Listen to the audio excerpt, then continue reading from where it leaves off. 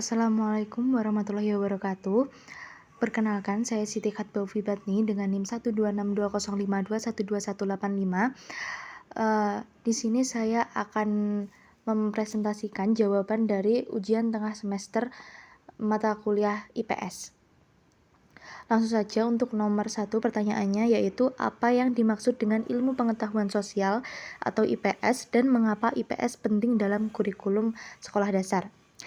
IPS adalah ilmu yang mempelajari tentang kehidupan manusia dalam bermasyarakat serta bagaimana hubungan atau interaksi antar manusia dengan lingkungannya. IPS di sini merupakan suatu ilmu yang mempelajari tentang kehidupan manusia dalam lingkungan bermasyarakat, sebuah kajian terhadap masalah di masyarakat. IPS merupakan gabungan dari berbagai disiplin ilmu, bukan hanya ilmu sosial, melainkan juga humanitis, matematika, dan ilmu-ilmu alam, bahkan ilmu agama. Ilmu pengetahuan sosial merupakan integrasi dari berbagai cabang ilmu-ilmu sosial dan humaniora, seperti sosiologi yang mempelajari tentang fenomena yang ada di masyarakat sosial, kemudian ada sejarah yang mempelajari tentang peristiwa yang terjadi di masa lampau, lalu ada juga geografi yang mempelajari tentang fenomena alam, ekonomi yang mempelajari perilaku manusia dalam mengelola sumber daya alam dalam memenuhi kebutuhannya. Jadi dapat disimpulkan di sini bahwa IPS adalah ilmu yang mempelajari tentang kehidupan manusia dalam bermasyarakat serta bagaimana hubungan atau interaksi antar manusia dengan lingkungannya. Lalu mengapa IPS itu penting dalam kurikulum sekolah dasar? Jadi tujuan IPS khususnya pembelajaran IPS pada jenjang sekolah dasar adalah agar peserta didik mampu mengembangkan pengetahuan dan keterampilan dasar yang berguna bagi dirinya dengan kehidupan sehari-hari. Selain itu, mata pelajaran IPS juga menjadi penting dikarenakan latar belakang peserta didik yang tentunya berbeda-beda. Mereka menjadi anggota masyarakat dengan membawa budaya yang mereka alami dan amalkan. Pendidikan IPS penting diberikan kepada siswa pada jenjang sekolah dasar karena siswa sebagai anggota masyarakat perlu mengenal masyarakat dengan lingkungannya. IPS akan memberikan informasi atau pengetahuan dan pemahaman dalam masyarakat serta wawasan kepada peserta didik mengenai siapa dirinya, masyarakatnya, bangsanya, dan perkembangan kehidupan kebangsaan. Melalui pengajaran IPS, peserta didik dapat memperoleh pengetahuan, keterampilan, sikap, dan kepekaan untuk menghadapi hidup dengan tantangan-tantangan di lingkungannya. Kemudian untuk soal yang kedua, pertanyaannya, sebutkan dan jelaskan 4 komponen utama dalam pembelajaran IPS di tingkat MI atau SD. Komponen utama dalam pembelajaran IPS, yang pertama ada tujuan, materi, strategi, dan evaluasi. Untuk tujuan sendiri, tujuan dari mata pelajaran IPS yaitu membekali peserta didik dengan pengetahuan sosial yang berguna dalam kehidupan bermasyarakat. Lalu ada materi. Pada mata pelajaran IPS yang dapat diajarkan kepada peserta didik tidak hanya bersumber dari kehidupan sehari-hari, tetapi juga dapat berasal dari buku-buku seperti buku novel, buku cerita, koran, jurnal, majalah, makalah yang dapat dibaca oleh peserta didik sebagai sumber materi pembelajaran IPS yang berguna dalam membina kepribadian peserta didik. Lalu komponen selanjutnya yaitu strategi.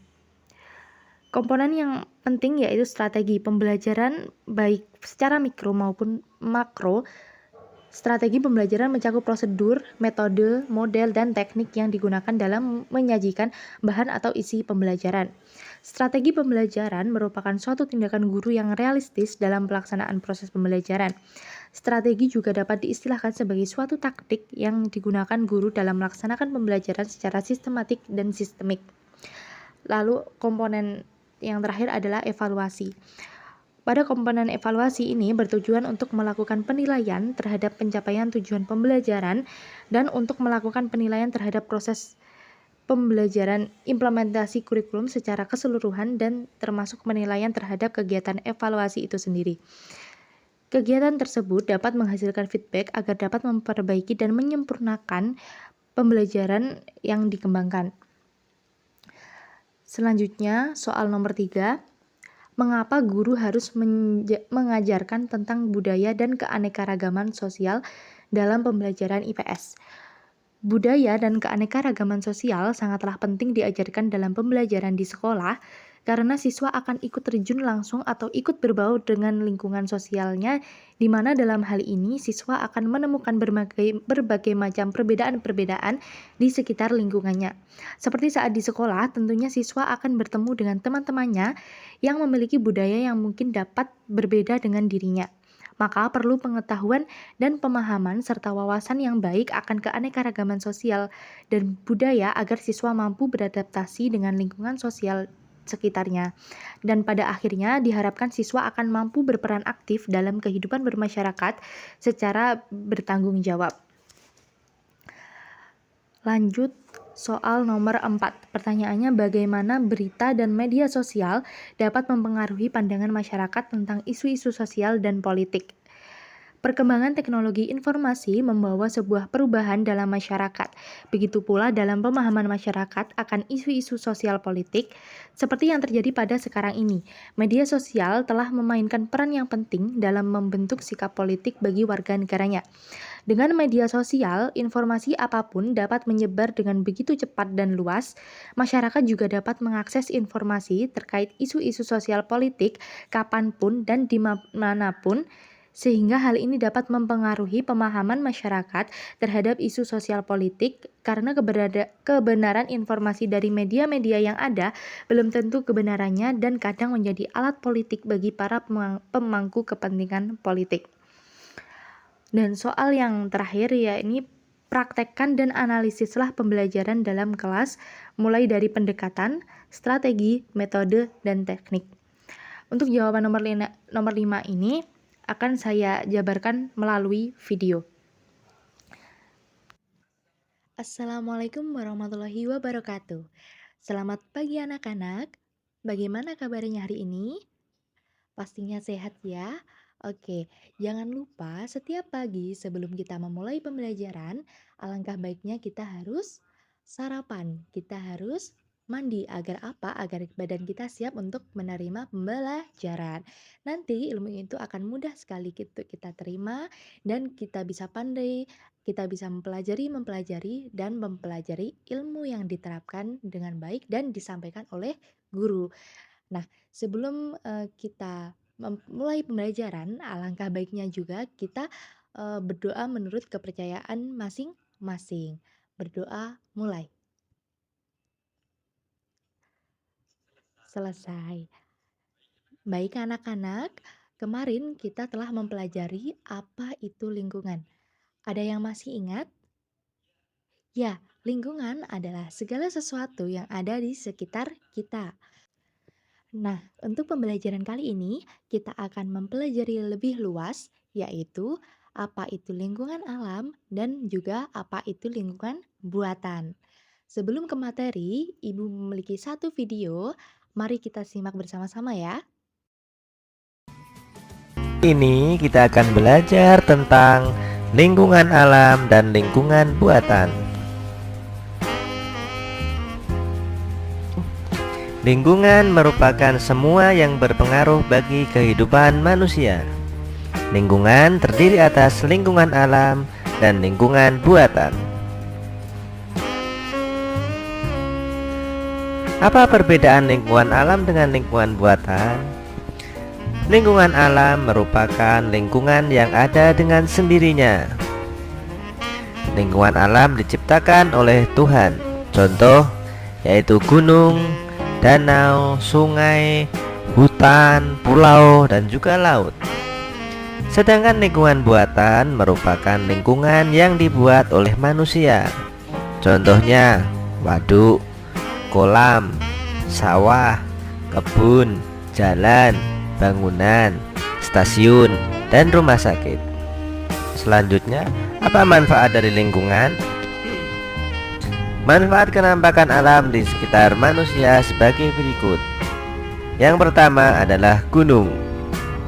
Gunung merupakan gundukan tanah yang tinggi. Banyak pohon tumbuh di gunung. Sewaktu hujan, akar akan menyerap air. Air hujan diserap di dalam tanah sehingga tidak terjadi banjir. Pada waktu musim kemarau, kita tidak akan kekurangan air. Di gunung juga terdapat air terjun dan pemandangan yang indah, sehingga dapat dijadikan objek wisata. Yang kedua, sungai. Sungai merupakan tempat air mengalir. Sungai dapat dimanfaatkan oleh manusia untuk mencuci, mandi, dan juga untuk irigasi. Yang ketiga, pantai. Penduduk pantai sebagian besar bekerja sebagai nelayan. Nelayan menjual hasil tangkapannya di tempat pelelangan ikan. Kamu juga dapat menjumpai tambak di sekitar pantai. Ada pelabuhan bongkar muat barang dan transportasi antar pulau juga terdapat di pantai. Pantai sangat penting bagi penduduk.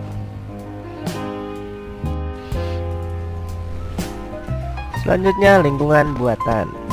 Yang pertama adalah rumah. Apa manfaat rumah? Rumah merupakan sebagai tempat tinggal, sehingga rumah bisa dimanfaatkan untuk melindungi diri kita dari hal-hal yang membahayakan kita, contohnya binatang buas. Yang kedua, jalan. Jalan digunakan oleh manusia untuk sarana berpindah dari tempat satu ke tempat yang lain, sehingga jalan yang baik akan mempermudah kita mencapai tempat yang kita tuju. Yang ketiga, sawah. Sawah banyak terdapat di daerah pedesaan. Sawah sangat bermanfaat bagi manusia, misalnya untuk menanam padi, jagung, dan juga palawija. Yang keempat, pasar. Pasar dimanfaatkan oleh manusia untuk tempat bertemunya penjual dan pembeli, sehingga di dalam pasar bisa terjadi transaksi jual beli. Nah, dari video tersebut, pastinya sudah tahu ya apa itu lingkungan alam dan juga apa itu lingkungan buatan. Ada yang bisa? Silahkan angkat tangan. Oke, kita mulai dari lingkungan alam ya. Lingkungan alam itu adalah lingkungan yang dibuat oleh Tuhan, yang diciptakan oleh Tuhan dan terjadi secara alami. Kalau lingkungan buatan apa anak-anak? Benar, lingkungan buatan adalah lingkungan yang dibuat oleh manusia, yaitu dengan campur tangan manusia, seperti membuat jalan, membuat bangunan, begitu. Adapun contoh-contoh yang ada dalam video tadi, mari kita diskusikan bersama-sama ya. Nanti Ibu akan memperlihatkan satu gambar, nanti kita diskusikan itu termasuk lingkungan alam atau buatan. Yang pertama, ini ada gambar apa? Benar, ini adalah gambar gunung. Gunung merupakan, eee, lingkungan apa? Iya, lingkungan alami, benar. Gunung termasuk lingkungan alami. Lalu selanjutnya ini ada gambar apa? Iya, itu adalah gambar jalan raya. Jalan raya itu termasuk lingkungan apa? Benar, jalan raya itu termasuk lingkungan buatan. Karena apa anak-anak? Karena pembuatannya dibuat oleh manusia. Selanjutnya ada gambar apa? Benar, itu adalah gambar sekolah. Gambar tempat kita untuk menuntut ilmu. Nah, sekolah itu dibuat oleh siapa? Oleh manusia atau Pak Kuli ya, ada yang jawab seperti itu. Nah, Pak Kuli itu kan manusia, jadi sekolah itu termasuk lingkungan buatan. Nah, selanjutnya ini ada gambar apa? Ya, benar sekali. Ini adalah gambar dari deretan sungai yang sangat panjang. Sungai itu adalah lingkungan apa? Lingkungan alam karena prosesnya itu terjadi diciptakan oleh Tuhan, terjadi secara alami seperti itu. Jadi sampai sini ada yang ditanyakan? Karena belum ada yang ditanyakan, Ibu akan anggap kalian paham dengan apa itu lingkungan alam dan apa itu lingkungan buatan. Mari kita ulas kembali materi hari ini. Yang pertama tadi ada lingkungan alam. Siapa yang bisa menyebutkan pengertian dan contohnya dari lingkungan alam? Baik, jadi lingkungan alam adalah lingkungan yang dibuat oleh Tuhan Yang Maha Esa dan terjadi secara alami. Contohnya adalah sungai, ada danau, ada laut, ada hutan, dan masih banyak lagi yang terjadi secara alami. Lalu, siapa yang bisa menyebutkan pengertian dan contohnya dari lingkungan buatan? Silahkan angkat tangan. Ya, lingkungan buatan adalah lingkungan yang terjadi karena campur tangan manusia yang dibuat oleh manusia. Contohnya apa saja? Ada jalan raya, lalu ada gedung, ada sekolah, ada trotoar, dan ada banyak lain lagi contohnya. Dan semua itu dibuat oleh campur tangan manusia. Baik, Ibu kira pembelajaran pagi hari ini sudah selesai. Nanti ada tugas yang akan Ibu kirimkan. Silahkan nanti dikerjakan dan dikumpulkan ya. Sekian pembelajaran hari ini. Mari kita tutup pembelajaran hari ini dengan berdoa bersama-sama. Berdoa dimulai. Berdoa selesai. Sekian, wassalamualaikum warahmatullahi wabarakatuh. Baik, untuk analisis pembelajaran, praktek pembelajaran dalam video tadi, saya menggunakan pendekatan yang berpusat pada guru. Untuk metodenya sendiri, saya menggunakan metode ceramah dengan strategi pembelajaran inquiry dan menggunakan teknik tanya jawab. Sekian presentasi dari jawaban UTS saya. Ada kurang lebihnya mohon maaf. Wassalamualaikum warahmatullahi wabarakatuh.